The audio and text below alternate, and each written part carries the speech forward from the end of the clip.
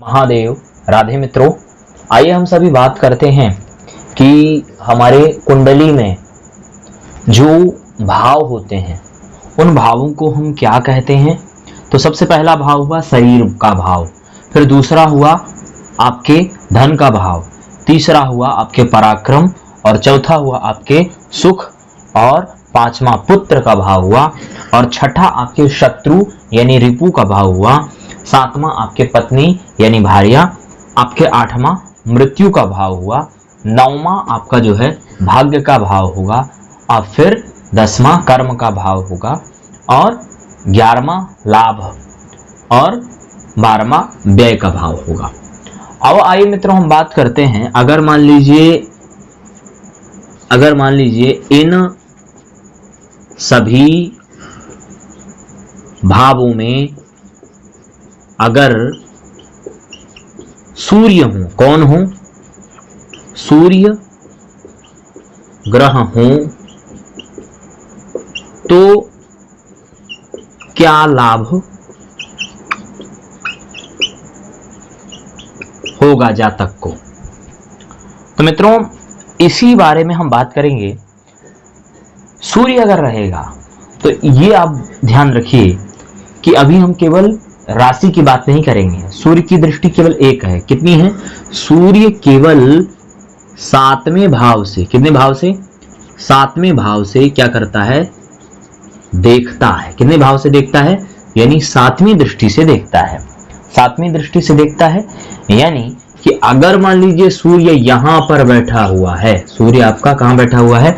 यहां पर बैठा है आपके सूर्य ये पहले भाव में बैठा हुआ है, तो ऐसे समझिए, कैसे गिनेंगे? 1 2 3 4 5 6 ये 7, यानी कि यहां का बैठा हुआ आपका सूर्य डायरेक्ट पत्नी भाव को देखेगा।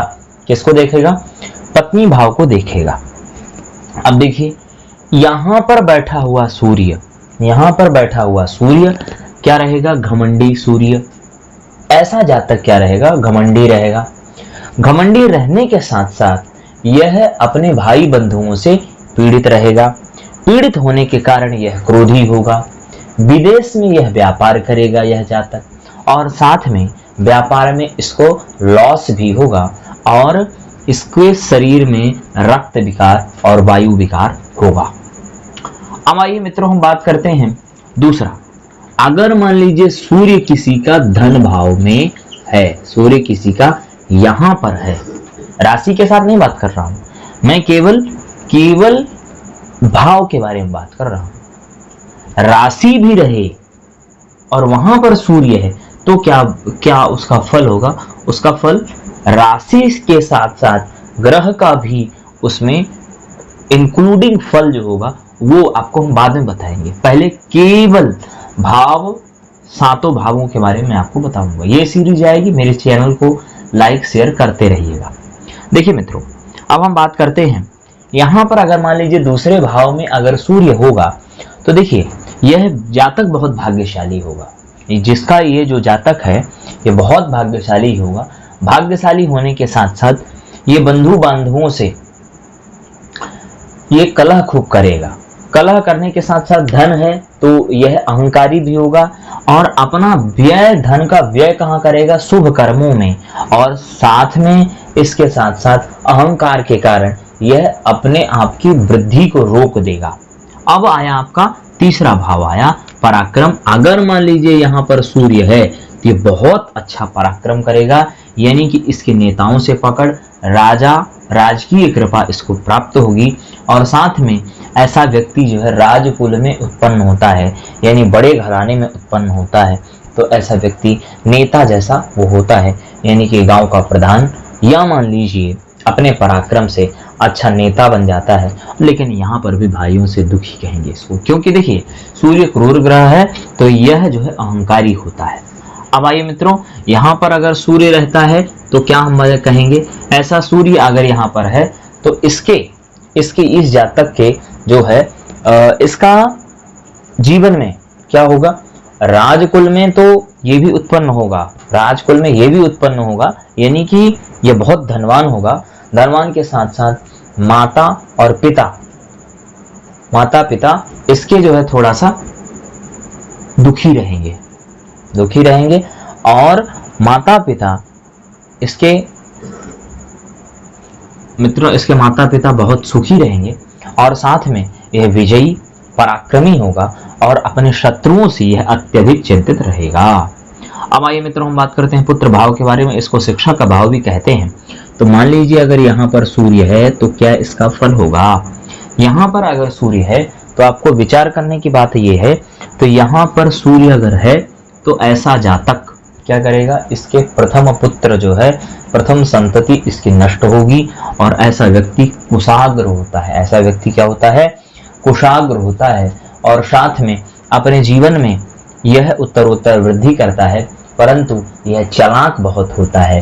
चालाक होने के कारण साथ में यह समाज में अपना नाम खराब करता है और यहाँ पर परदेश में रह के लोगों से बहुत अच्छा व्यवहार ये कमाता है। ठीक है ना मित्रों। एक चीज आपको यह ध्यान देने वाली बात है कि यह हृदय रोग से थोड़ा सा पीड़ित भी होता है। अब आइए मित्रों हम बात करते हैं शत्रु के बारे में। यहाँ पर अगर सूर्य रहा तो इसकी 7वीं दृष्टि डायरेक्ट व्यय में है, यानी मित्र और शत्रु, इससे क्या होगा, इसका व्यय होगा, क्योंकि इसकी जो है यात्रा के टाइम पर इसकी किसी न किसी से लड़ाई होगी और यह व्यक्ति राजदंड में, केस ओस में यह बहुत ज्यादा धन को बर्बाद कर रहा होगा।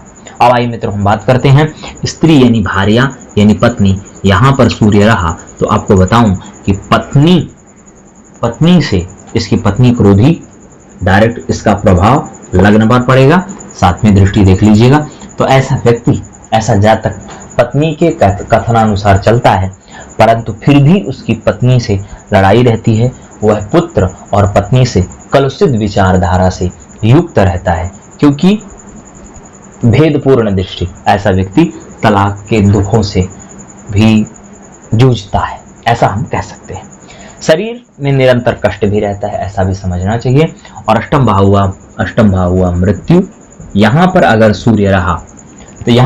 सूर्य रहा तो ऐसा व्यक्ति दुर्बल होने के साथ साथ बुद्धिहीन, और बुद्धिहीन होने के साथ साथ यह कलह से युक्त रहेगा, केवल लड़ाई करेगा।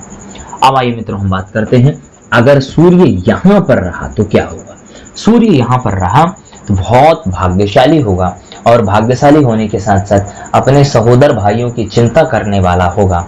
एक चीज और है, यह व्यक्ति हमेशा बाहर रहा करेगा, तो यात्रा में होने कारण थोड़ा दुखी, भाई बंधुओं के लिए यह चिंतित रहेगा। अगर मान लीजिए किसी का 9वें भाव में सूर्य है, तो मैं उसके बारे में बता रहा हूं मित्रों, तो यह भाई बंधुओं के लिए सतत चिंतित रहता है। अब आइए मित्रों हम बात करते हैं ऐसा व्यक्ति अगर सूर्य मान लीजिए कर्म भाव में है, तो कर्म भाव होने के कारण 7वीं दृष्टि इसमें भी देखिएगा, तो इसकी जहां दृष्टि पड़ेगी यानी 1 2 3 4 5 ये 6 7, तो डायरेक्ट सुख में, तो मान लीजिए सूर्य की दृष्टि ज्यादा सही नहीं होती है, तो कर्मों के द्वारा ऐसा कर्म होगा इसका कि सुख इसको बहुत कम अच्छे से मिलेगा। परंतु हम बात कर रहे हैं जहां पर ये सूर्य होगा वहां पर क्या फल होगा। अगर मान लीजिए सूर्य 10वें भाव में रहे तो यहाँ पर माता पिता को कष्ट कहा गया है। माता पिता को कष्ट और परिश्रम से कार्य में सिद्धि होगी, परिश्रम से इसके कार्य में सिद्धि होगी और राजा की कृपा से यह अतुलनीय